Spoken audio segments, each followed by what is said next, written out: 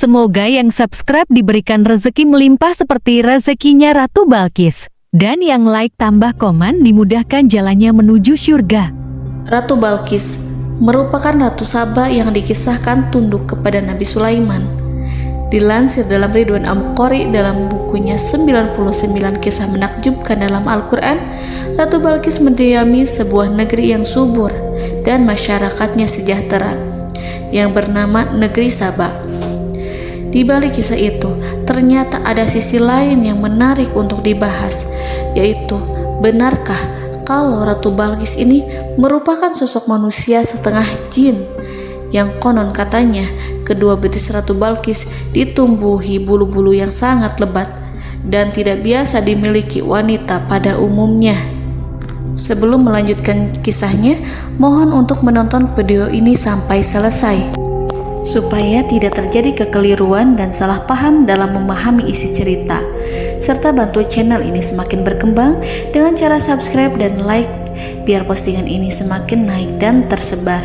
Jadilah bagian dari jalan amal jariah dengan cara men-share postingan-postingan ini kepada orang-orang tersayang. Dahulu kala ada sebuah kerajaan yang tersohor di zaman Nabi Sulaiman alaihi salam, bernama Kerajaan Saba. Kerajaan ini tersohor karena dipimpin oleh raja wanita atau seorang ratu yang bernama Ratu Balqis. Kerajaan Saba terletak di sebuah negara bernama Saba. Kerajaan Saba dikelilingi oleh dua kebun yang sangat luas dari sisi kanan dan sisi kirinya. Wilayah ini juga memiliki sebuah bendungan raksasa atau Ma'rib yang menjadi sumber kehidupan rakyatnya. Tanah di negeri ini juga dianggap subur sekali, sangat-sangat subur sehingga menghasilkan kekayaan alam yang sangat melimpah. Kekayaan dari negeri Saba ini pernah dikisahkan dalam sebuah riwayat yang berbunyi, apabila ada seorang yang masuk ke dalam kebun negeri Saba dengan membawa keranjang di atas kepalanya, nantinya ketika dia keluar dari kebun itu, keranjangnya ini akan penuh dengan buah tanpa harus memetik buah tersebut. Bahkan saking suburnya negara ini sampai-sampai tidak ditemukan serangga pengganggu semacam nyamuk, lalat, kalajengking, ular dan sebagainya. Karena kemakmurannya, banyak sekali rakyat dari negara-negara lain yang berbondong-bondong datang ke negeri Saba. Awalnya banyak peneliti dari barat yang meragukan tentang kemakmuran negeri Saba ini, sampai akhirnya pada tahun 1843 seorang peneliti dari Prancis datang sendiri ke selatan Yaman untuk bisa membuktikan kebenaran cerita tentang kemakmuran negeri Saba. Dan ternyata peneliti tadi berahkan puing-puing bendungan Ma'rib yang berkaitan erat dengan keberadaan kerajaan Saba. Dan sejak saat itulah mereka pun bertambah yakin bahwa dahulu kala di sebelah selatannya Yaman pernah berdiri sebuah kerajaan yang sangat maju, sangat makmur, serta budayaannya sangat beradab. Ratu Balqis yang awalnya menyembah matahari, namun dengan hikmah Allah, Ratu Balqis mendapat hidayah dan memeluk Islam. Kisah lengkap mengenai keislaman Ratu Balqis silahkan ditonton di video sebelumnya.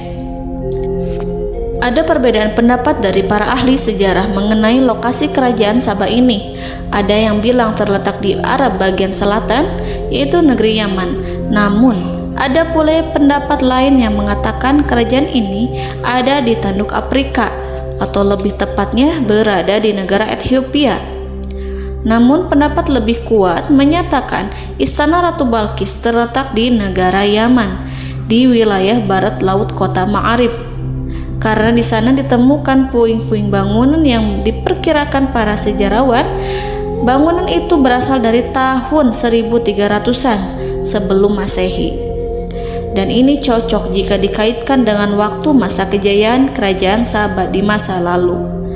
Nama Saba sendiri diambil dari nama raja pertama di kerajaan itu, yaitu Saba bin Yazid bin Ya'rib.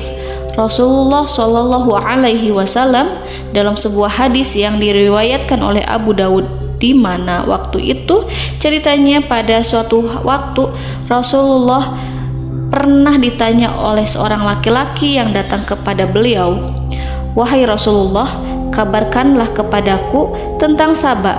Apakah Saba itu adalah nama sebuah tempat ataukah dia nama dari seorang wanita?" kata Fulan. Mendengar pertanyaan itu, Rasulullah pun langsung menjawab, "Dia bukanlah nama suatu tempat dan bukan pula nama wanita, tetapi dia adalah seorang laki-laki yang memiliki 10 orang anak dari bangsa Arab." Sebagaimana dikisahkan dalam sebuah riwayat, Saba bin Yazid atau raja pertama negeri Saba itu memang memiliki 10 orang anak. 6 dari 10 anak tersebut tinggal dan berketurunan di wilayah Yaman, sedangkan 4 anak lainnya berketurunan di wilayah Syam. Dikisahkan oleh Imam Jainuddin Abdur Rauf Al-Munawi, sebelum Ratu Balqis dilahirkan, ayah dari Ratu Balqis yang bernama Raja Syahril ketika itu menjadi raja di kerajaan Saba. Raja Syahril memiliki satu hobi yang unik, yaitu dia sangat senang dengan aktivitas berburu. Tujuan sang raja berburu bukanlah untuk mencari makanan, namun hanya untuk kesenangan atau hiburan semata. Pada suatu hari ketika sang raja tengah berburu, ketika berada di tengah hutan, dia merasa kehausan. Dan kebetulan pada saat itu perbekalan yang mereka bawa sudah habis dan tidak ada sedikit pun air tersisa. Dari kejauhan, dia melihat sebuah tenda yang tidak jauh dari tempatnya berdiri. Kemudian dia mendatanginya hendak meminta air. Setelah sang raja mendekat ke tenda tersebut, dari dalam tenda keluar seorang kakek-kakek yang menyambut kehadiran sang raja Syahril. Melihat kedatangan seorang raja, kakek tua pun bertanya, "Ada perlu apakah sehingga engkau datang ke sini, wahai raja?" Raja pun berkata, "Apakah boleh saya meminta segelas air minum? Kebetulan perbekalan saya habis." Mendengar permintaan raja, si kakek pun tersenyum dan langsung memanggil anak perempuannya, yaitu Fariyah, untuk membawakan segelas air. Tak lama kemudian, keluarlah seorang wanita yang sangat cantik. Saking cantiknya, ada riwayat yang menyebutkan bahwa wajahnya bagaikan matahari yang bersinar, dan di tangannya memegang secangkir air yang cangkirnya terbuat dari batu yakut, dan menyuguhkannya kepada sang raja.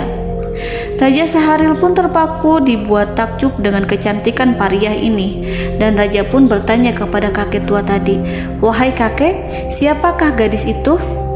Si kakek menjawab, "Dia adalah putriku." Raja pun menjadi tertarik dan langsung mengutarakan niatnya untuk meminang Fariyah. Kakek tua pun tersenyum lalu menjawab, "Apakah engkau yakin ingin menikahi putriku? Aku khawatir kelak kau akan menyesal." "Menyesal kenapa, kek?" kata sang raja.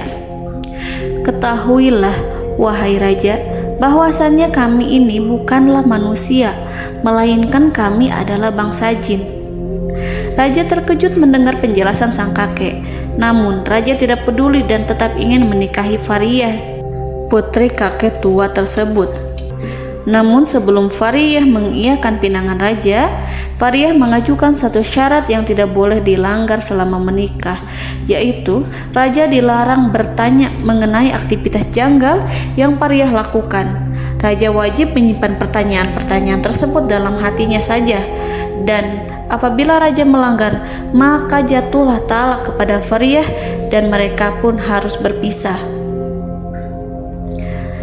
Dan raja dengan gampangnya mengiyakan persyaratan tersebut. Awal pernikahan mereka baik-baik saja. Mereka hidup bahagia walaupun dari zat yang berbeda, yang satu jin dan yang satunya manusia. Dan kebahagiaan mereka bertambah ketika Fariyah hamil anak pertama, hingga Fariyah melahirkan seorang bayi laki-laki. Sang raja senang bukan kepalang mengetahui anak yang lahir berjenis kelamin laki-laki. Suatu hari anak ini bisa menjadi pewaris tahta ketika sang raja wafat. Namun disinilah awal mula terjadinya keanehan dan kejanggalan tersebut. Fariyah, tanpa sepengetahuan raja, bayi laki-laki tadi dibunuh oleh Fariyah yang tak lain ibu kandungnya sendiri, seolah-olah tidak ingin putranya hidup lebih lama. Ketika raja mengetahui hal tersebut, raja pun dilanda kesedihan mendalam. Namun sayangnya beliau tidak bisa bertanya kepada istrinya tentang alasan di balik itu. Karena kalau raja bertanya tentang alasan tersebut, maka artinya mereka berdua akan bercerai. Pada akhirnya, sang raja hanya bisa diam dan menahan pertanyaan-pertanyaan yang semakin lama semakin berkecamuk dalam hatinya. Setelah beberapa tahun kemudian, Fariyah hamil kembali dan melahirkan bayi perempuan yang mereka beri nama dengan Balqis. Dan untungnya anak mereka yang kedua ini tidak dibunuh lagi. Sang raja pun tampak senang, namun bercampur dengan rasa gelisah dan penasaran apa alasan Fariyah menghilangkan nyawa putra mereka dahulu dan kenapa putrinya yang dipertahankan.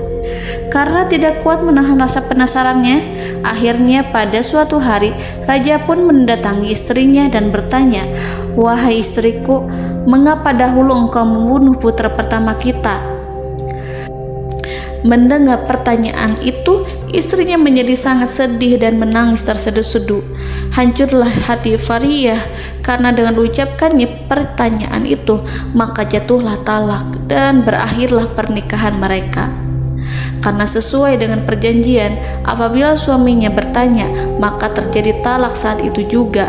Dengan perasaan yang bercampur aduk, istrinya berkata, "Inikah balasan darimu?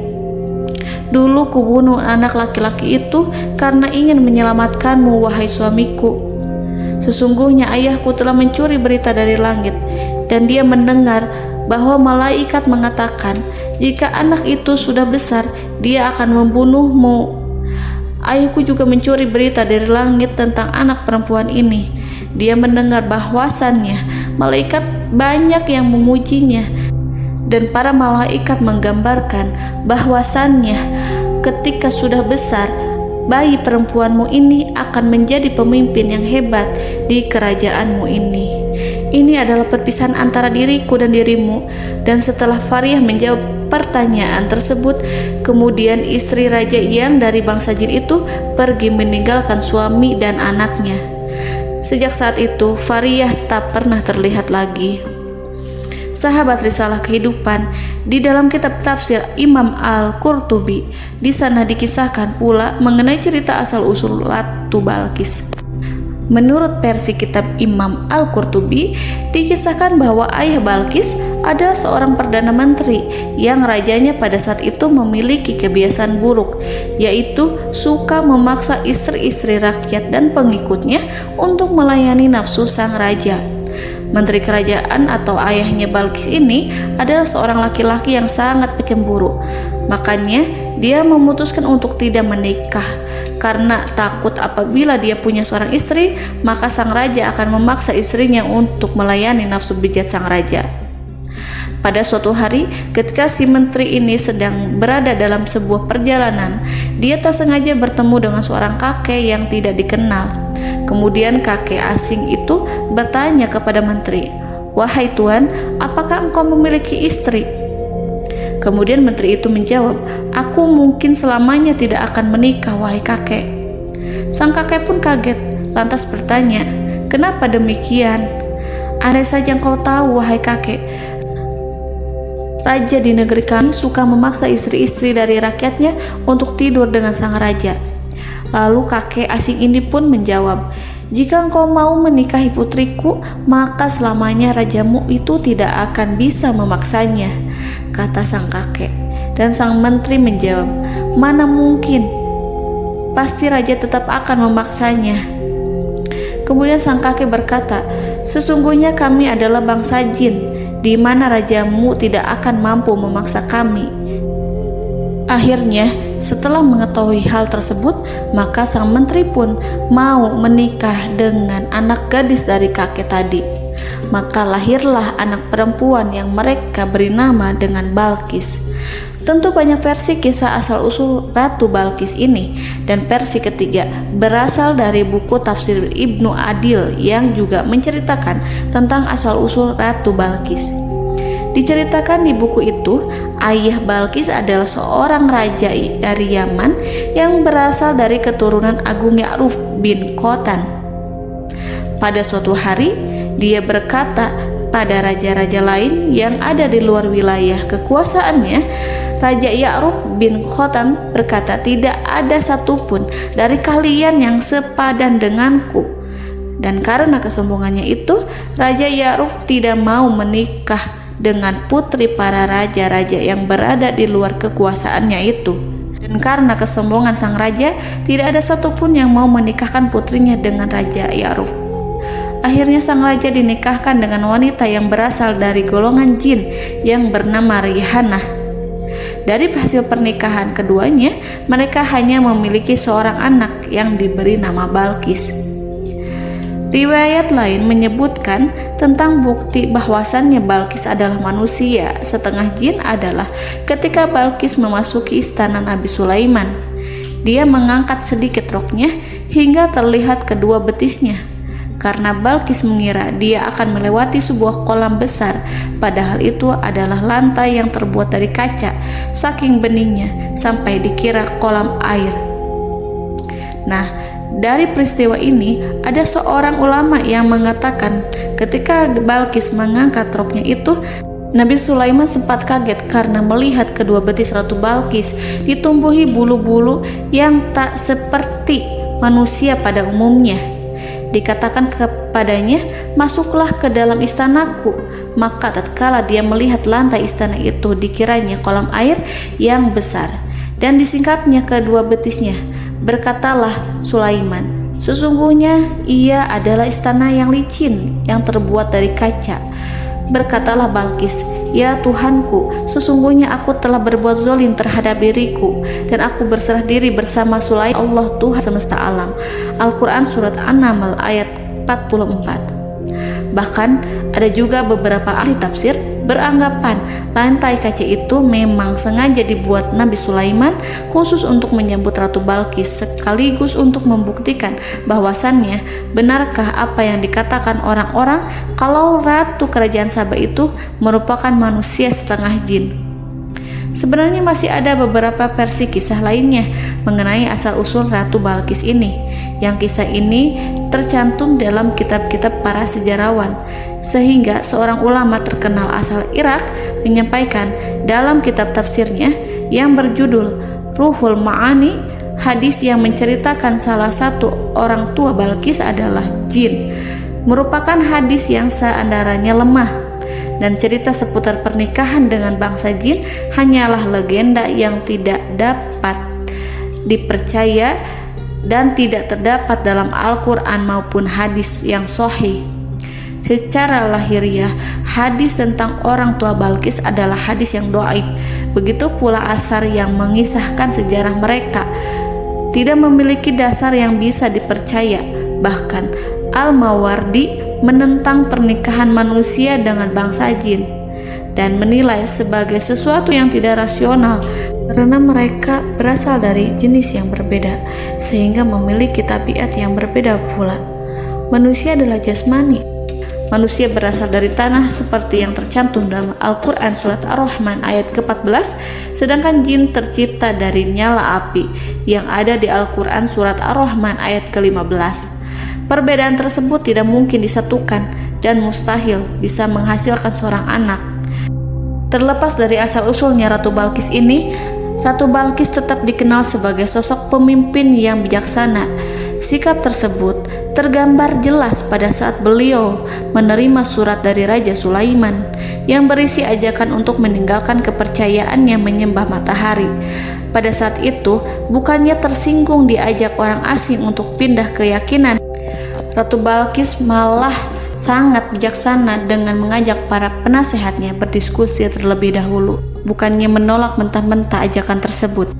Hal itu menunjukkan bahwa Ratu Balkis bukanlah sosok pemimpin yang egois, sehingga pada masa kepemimpinannya Ratu Balkis dan rakyatnya hidup damai, bahagia dan makmur. Dan selain dikenal sebagai yang adil, Ratu Balkis ini juga dianggap pemimpin wanita yang sangat cerdas dan juga penuh taktik.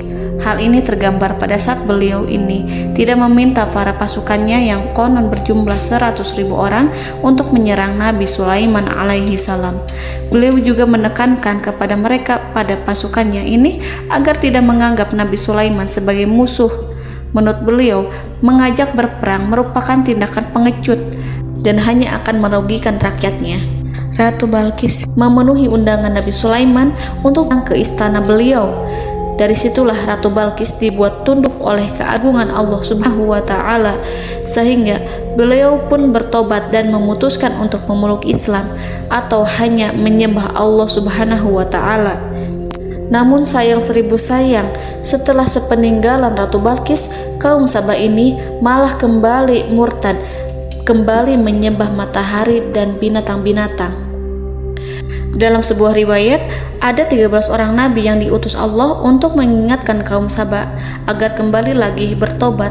Tetapi sayangnya mereka tidak mengindahkan peringatan tersebut, dan karena keingkarannya itu Allah Subhanahu wa Ta'ala pun kemudian mengambil kembali kenikmatan yang sudah Allah berikan kepada kaum Saba dan mendatangkan satu azab besar yang sudah langsung meluluh lantahkan negeri Saba ini.